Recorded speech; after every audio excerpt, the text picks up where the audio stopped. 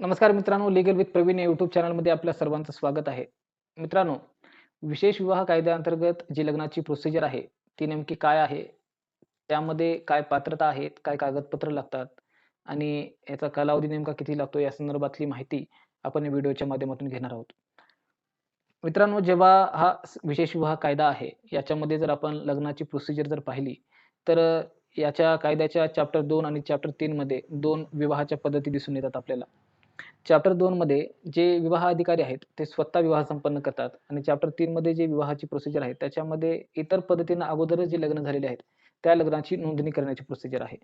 तर आज आपण जे पाहतोय, ते चॅप्टर 2 मध्ये लग्न कशा पद्धतीने पूर्ण केलं जातं, विवाह अधिकारी कशा पद्धतीने विवाह संपन्न करतात, याबद्दलची माहिती आपण आजच्या व्हिडिओमध्ये पाहणार आहोत. विशेष विवाह विवाह कायद्याच्या अंतर्गत जे विवाह केले जातात, त्याला आपण बोली भाषेमध्ये कोर्ट मॅरेज असं म्हणतो. तर ही विवाह करण्याच्या 30 दिवस अगोदर तुम्हाला विवाह अधिकारी याला आपल्या लग्नाची नोटीस देणं आवश्यक असतं.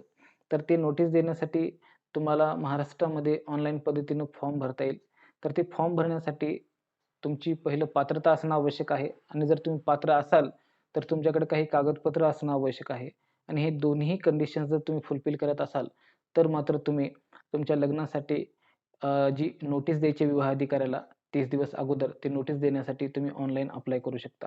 तर ही नेमकी काय पात्रता आहे आणि त्यासाठी काय कागदपत्र लागतात, ते जर आपण पाहिले, तर पात्रतेमध्ये जर आपण पाहिलं, तर जी वधू आहे, तिचं वय 18 वर्ष पूर्ण असणं आवश्यक आहे आणि वर जो आहे, त्याचं वय 21 वर्ष पूर्ण असणं आवश्यक आहे. जर दोघांपैकी कोणी मॅरिड असेल, तर त्याचा ऑलरेडी घटस्फोट झालेला असेल, तर त्याचं घटस्फोटची जी डिक्री असते कोर्टची, डिव्होर्सची डिक्री किंवा घटस्फोटाचा जो हुकमनामा असतो कोर्टाकडून भेटलेला, तो डॉक्युमेंट्समध्ये देणं आवश्यक आहे. आणि जर जोडीदारापैकी कुणाचा जोडीदार हा हयात नसेल, तर आणि तो जर व्यक्ती लग्न करत असेल, तर जो पहिला जोडीदार होता त्याचे डेथ सर्टिफिकेट तुम्हाला डॉक्युमेंट्सच्या सोबत देणं बंधनकारक आहे. या डॉक्युमेंट्सच्या व्यतिरिक्त वधू-वर आणि जे 3 साक्षीदार लागतात, ह्या 3 साक्षीदार आणि वधू-वर यांचे ओळखीचे पुरावे लागतात, त्यानंतर वयाचे पुरावे लागतात, रहिवासी पुरावे लागतात. तर त्यामध्ये तुम्ही ओळखीच्या पुराव्यामध्ये आधार कार्ड, पॅन कार्ड वगैरे देऊ शकता. त्यानंतर वयाचा जे पुरावा आहे, त्याच्यामध्ये तुम्ही जन्माचा दाखला देऊ शकता, शाळा सोडल्याचं प्रमाणपत्र देऊ शकतो किंवा दाखला देऊ शकतात आणि जे रहिवासी प्रमाणपत्र आहे, रहिवासी प्रमाणपत्रही देऊ शकता तुम्ही रहिवासाचा पुरावा म्हणून. तसेच लाईट बिल देऊ शकता, लिव्ह इन लायसन्सही देऊ शकता. तर हे कागदपत्र हे तुम्हाला जोडायचे आहेत. डिव्होर्स झालेला असेल, तर डिव्होर्सची डिक्री तुम्हाला जोडायची आहे. पहिला जोडीदार कोणी हयात नसेल, तर त्या संदर्भातलं प्राधिकृत अधिकाऱ्याने दिलेले डेथ सर्टिफिकेट तुम्हाला जोडायचं आहे. आणि याच्यामध्ये जो वयाचा पुरावा आहे तो खूप इम्पॉर्टंट आहे. जर इन केस एखाद्या व्यक्तीच्या वयाचा कुठलाही पुरावा उपलब्ध नसेल, तर तुम्हाला जिल्हा शल्य चिकित्सक यांच्याकडून वयाचं प्रमाणपत्र मिळतं. ते प्रमाणपत्र तुम्ही वयाचा पुरावा म्हणून घेऊन जाऊ शकता.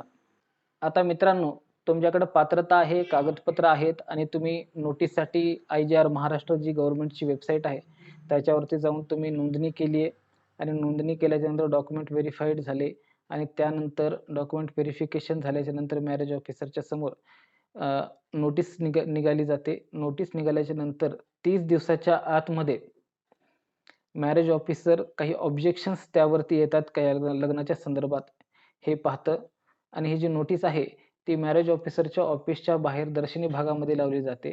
तसेच ऑनलाईन ही वेबसाईटवरती ही नोटीस तुम्हाला पाहायला भेटते. तर या नोटीसवरती जर कुणाला ऑब्जेक्शन्स काही आले 30 दिवसाच्या आतमध्ये, तर त्याचं निरसन करण्याचं काम हे मॅरेज ऑफिसरचं आहे. जर त्या ऑब्जेक्शनमध्ये काही तथ्यांश असतील, तर मॅरेज ऑफिसर ते ऐकून घेईल आणि त्यावरती डिसाईड करेल whether this marriage should be completed or not and then marriage officer decide करेल की लग्न लावायचं किंवा नाही लावायचं.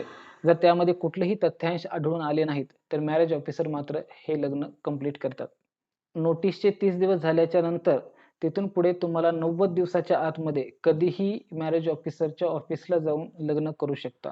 90 दिवसाचा कालावधी आहे. 90 दिवसाच्या आतमध्ये तुम्हाला जाऊन तुमचं लग्न करणं बंधनकारक आहे. 90 दिवसाच्या आतमध्ये जर तुम्ही लग्न पूर्ण नाही केलं, तर तुम्हाला त्याची नोंदणी ही परत करावी लागेल. मित्रांनो, मला आशा आहे की तुम्हाला हा विशेष विवाह कायद्याअंतर्गत हा आपण बनवलेला व्हिडिओ आवडला असेल, तुम्हाला माहिती समजली असेल. अशाच महत्त्वाच्या अपडेट्ससाठी, इम्पोर्टंट व्हिडिओसाठी आपल्या चॅनलला सबस्क्राईब करायला विसरू नका. धन्यवाद.